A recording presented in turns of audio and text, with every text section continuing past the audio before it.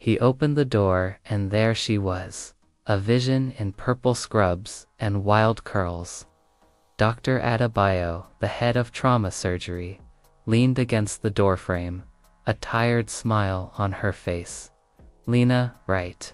Come in."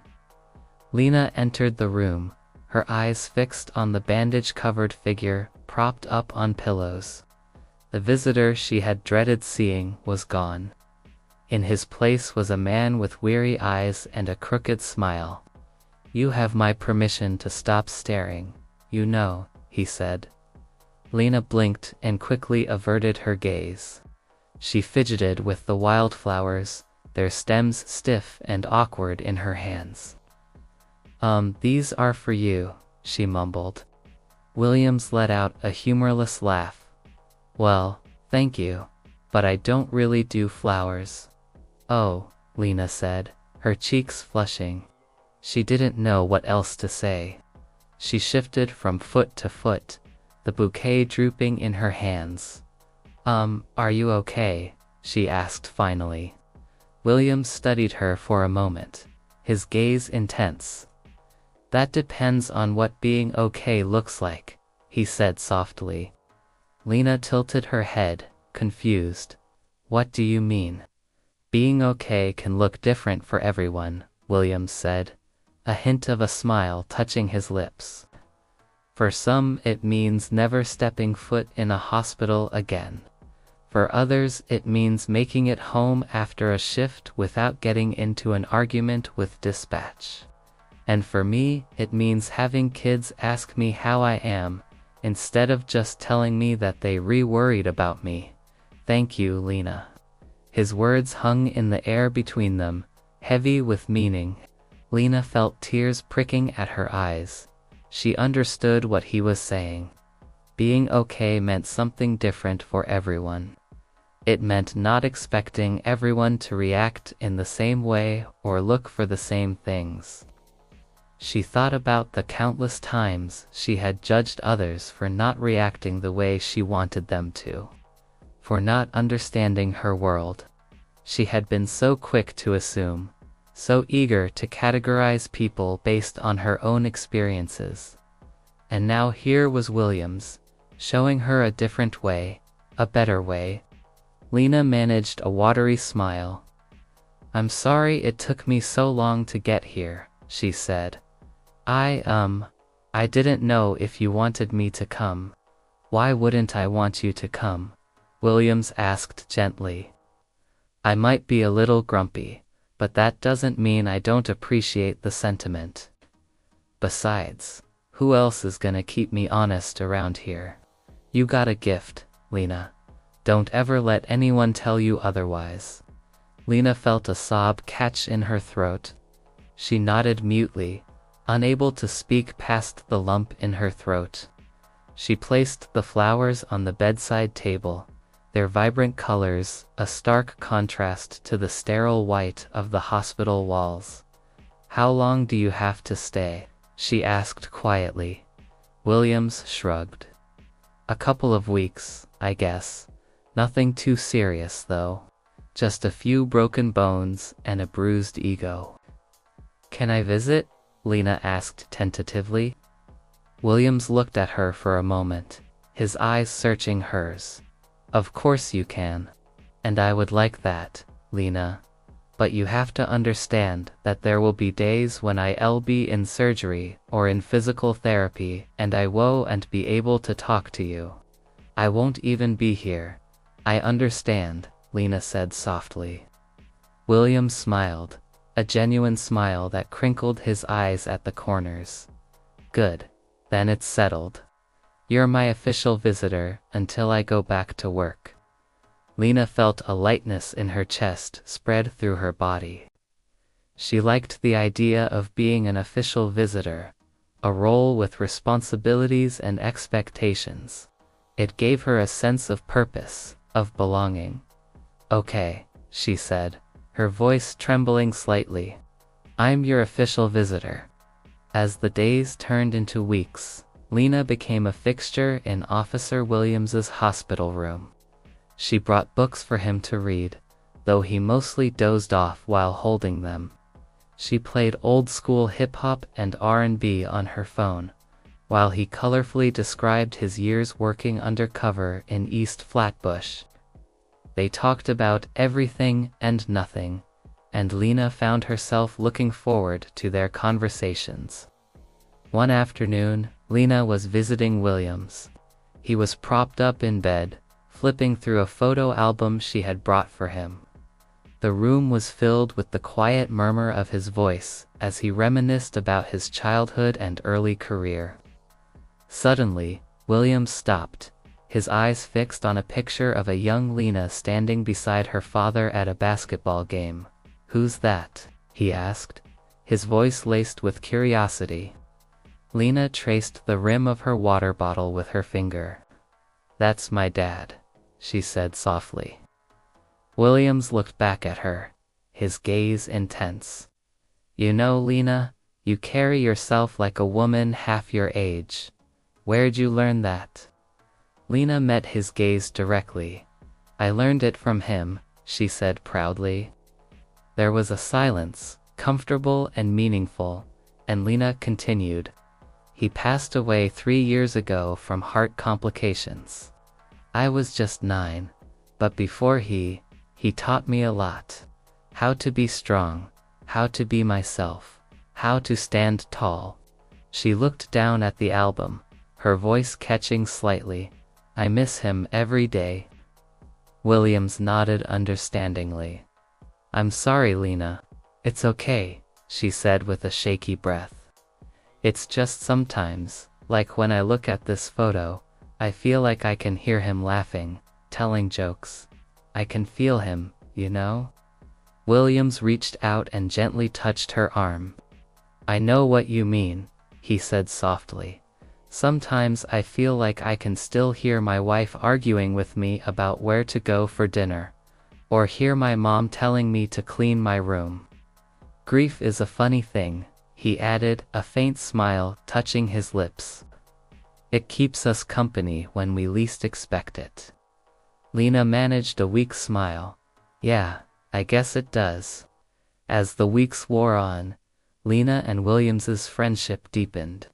He regaled her with tales of his younger years, from chasing down perps in Brooklyn to attending reggae concerts in Queens. He encouraged her to share her dreams and aspirations, listening intently and offering words of wisdom and support. She discovered that beneath his gruff exterior beat the heart of a poet, a man who found beauty in the ordinary and magic in the mundane. He taught her about the power of storytelling, about how a well-told tale could heal a broken heart or mend a fractured soul. One Saturday morning, Lena sat by Officer Williams's bedside reading aloud from a worn copy of Maya Angelou's biography. The rhythmic cadence of her voice filled the room as she brought to life the incredible story of resilience and triumph. As Lena read, she saw Williams relax into his pillows, his eyes half closed, his breathing slowing. She could almost hear the echoes of Angelou's words resonating within him, stirring something deep within his soul. When she finished reading, Williams sat up, a bit straighter, his eyes shining with newfound resolve. "Thank you, Lena," he said softly. That was beautiful." He paused, then added, "You know, you're quite the storyteller yourself. Maybe I should let Marcus in on our little secret, so he can help you hone your skills." Lena laughed. A bright, unrestrained sound that echoed through the sterile hospital room. "I'm not much of a storyteller, Mr. Williams. I just like to read." "Nonsense, child," Williams said, his voice firm but gentle. "You have a gift. Don't let it go to waste." Lena blushed, her laughter subsiding. She knew what he was saying was true, but she also knew how terrifying it could be to embrace her gift. What if she wasn't good enough? What if she failed? The thought of falling short of expectations, of proving the naysayers right, sent a shiver down her spine. "I'm scared, Mr. Williams," she whispered, her eyes downcast. "What if I'm not good enough?" Williams reached out and gently squeezed her hand. "You're more than good enough, Lena," he said, his voice unwavering. "You just need to believe in yourself. Trust me, child, you have a gift. Don't let anything or anyone convince you otherwise." His words were like a balm to her wounded spirit. She looked up at him, her eyes shining with gratitude. "Thank you, Mr. Williams." At that moment, Lena realized that her journey wasn't just about overcoming fear or embracing her gift. It was about honoring the legacy of those who had come before her, those who had fought tirelessly for justice and equality. It was about carrying their hopes and dreams on her shoulders and turning them into reality. With renewed determination, Lena leaned closer to Williams and whispered, "I'm ready to tell my story." As Lena continued her visits to Officer Williams, the bond between them only grew stronger. They discussed literature, philosophy, music, and the complexities of life. Williams shared his experiences as a black police officer in a predominantly white precinct, offering Lena a unique perspective on race relations and the importance of representation. Lena, in turn, shared her dreams of becoming a journalist, inspired by the transformative power of storytelling.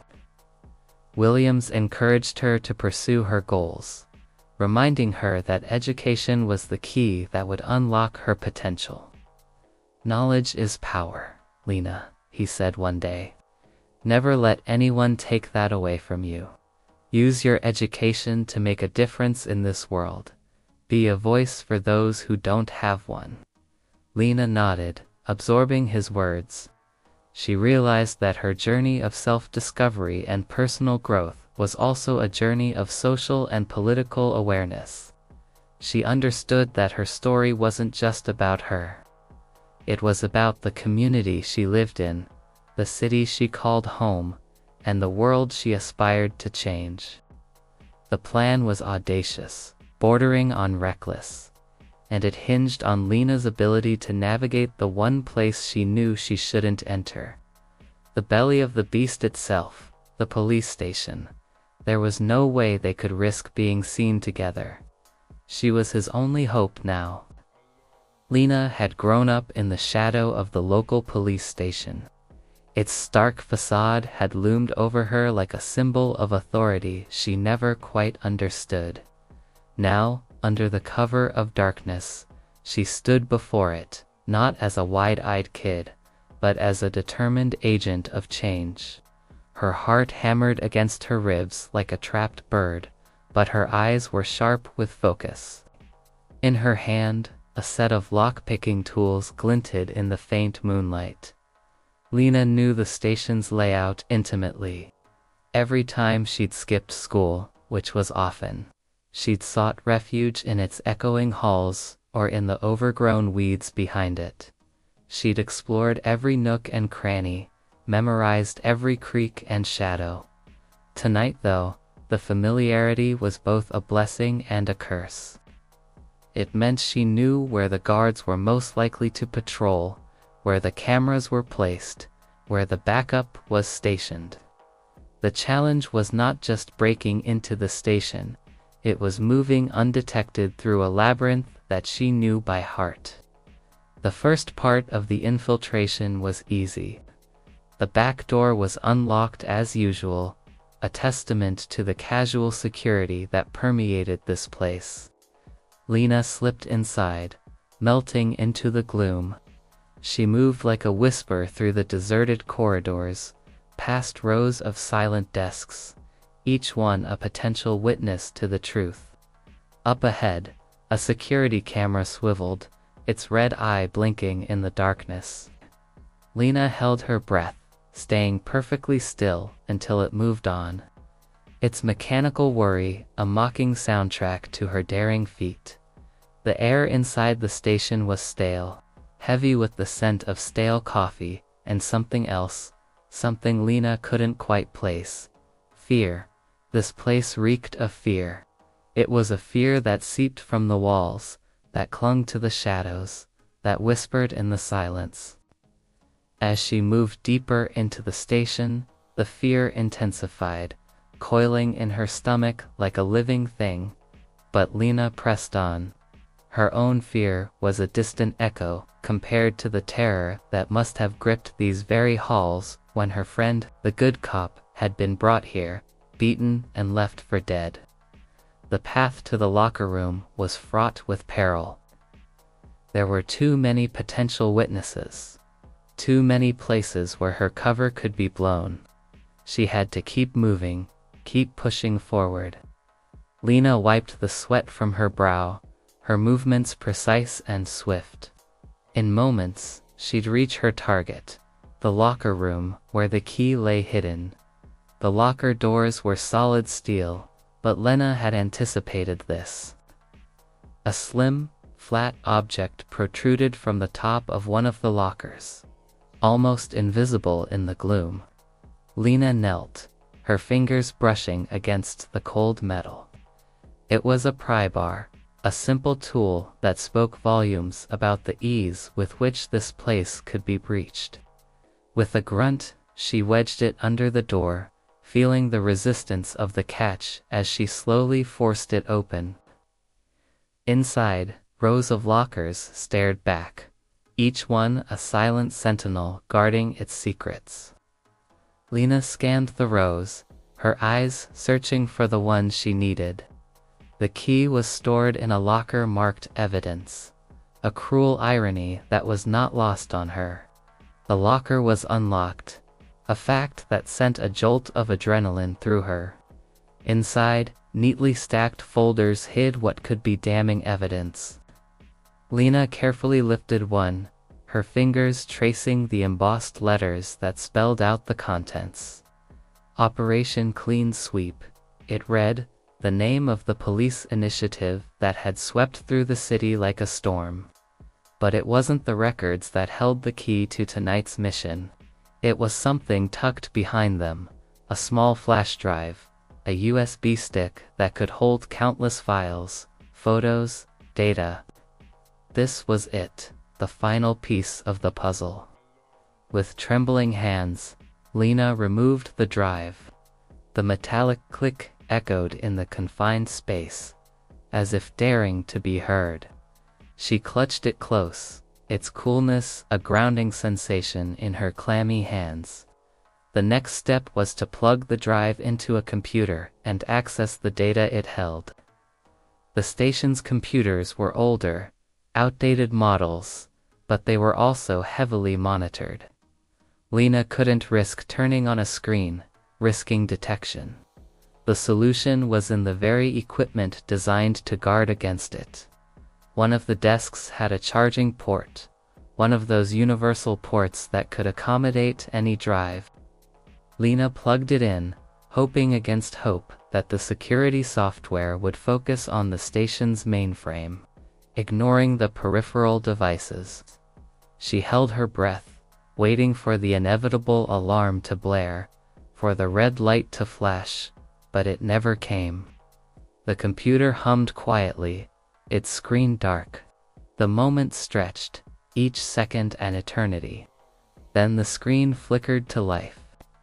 A single icon sat on the desktop, a folder marked Williams.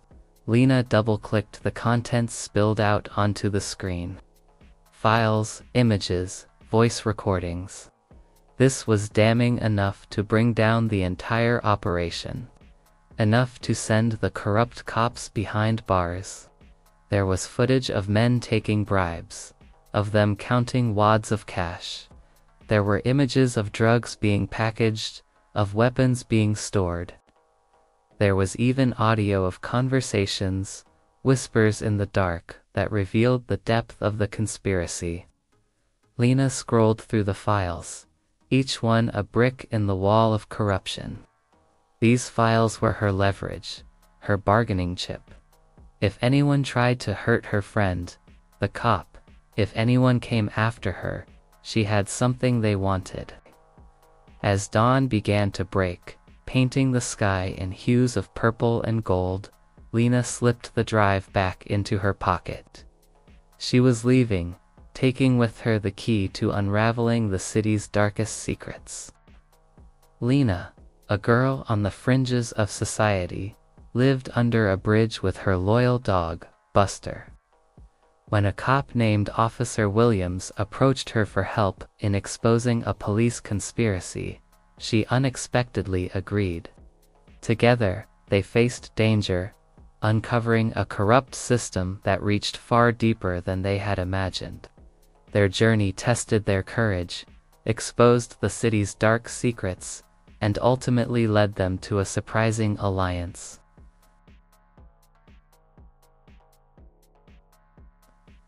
She used the city's complex sewer system as her entry point, a web of tunnels that led directly under the police precinct. She had a small flashlight, a pocket knife, and Buster's immense sense of loyalty. She crawled through the dark, cold tunnels, the scent of damp earth and stale air filling her lungs. Her heart pounded a desperate rhythm against her ribs. This wasn't a game. This was real. She found the access panel, a rusted grate that was a relic from an older, more careless era. It was exactly where Officer Williams said it would be. She pried it open and slipped into a maintenance closet inside the precinct. She was in. She crept through the building, a silent ghost in the night, Buster padding softly behind her. Through a window, she saw the city, a sprawling urban landscape that seemed so distant, so unreal. She had always felt invisible in that city, a shadow among shadows. But tonight, she was more than that. Tonight, she was a warrior. She found the locker room and Officer Williams's locker. The key was there, right where he said it would be, taped to the back of a photo of his daughter. The sight of the little girl's smiling face filled her with a new resolve.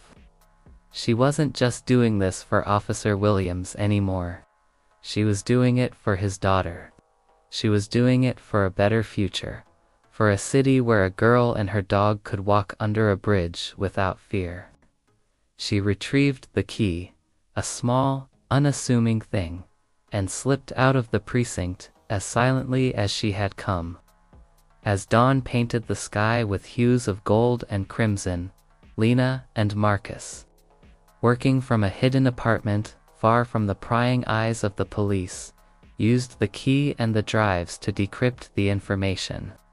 It was even worse than they had imagined. There were ledgers, a trail of money, and a list of names, high-ranking officials, detectives. Lieutenant Saul involved in a vast drug and extortion ring that had been bleeding the city dry for years. The evidence was irrefutable.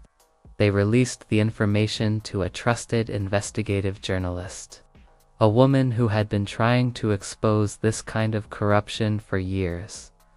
The story broke, and the city was rocked to its core. The scandal was massive, a tidal wave of truth that washed away the facade of power and authority. The chief, implicated in the ledgers, was immediately suspended. The officers on the list were arrested one by one. Among them was Detective Hardman, the embodiment of the city's moral decay.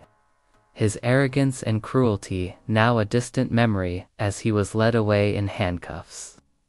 In the ensuing chaos, Lena found herself at the center of attention. Her name was whispered in hushed tones, her face plastered across news feeds. But she remained unchanged, her spirit as resilient as ever. She understood that this was not about her. This was about justice, about exposing the rot that had festered in the heart of the city's law enforcement. Officer Williams, the man they had tried to kill, became the star witness. His testimony was the linchpin, the thread that pulled the entire web of deceit to light. He spoke of the conspiracy, the threats, the corruption, his voice trembling with the weight of the truth. His bravery in the face of danger was undeniable. Weeks later, the city was slowly beginning to heal.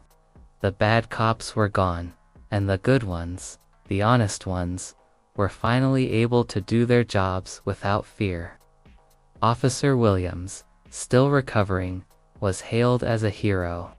He was a man who had stared into the heart of the darkness and refused to back down. But he never forgot who had truly saved him. He visited Lena at her home, a quiet, unannounced visit. He sat with her and her family in their living room, an old friend in a new chapter of life. "I owe you everything, Lena," he said, his voice thick with emotion. "Not just for saving my life, but for reminding me what it means to be good. You showed me that courage isn't about the uniform you wear. It's about the heart you have. You have a good heart." Lena smiled, a quiet, gentle expression that held a wisdom far beyond her years.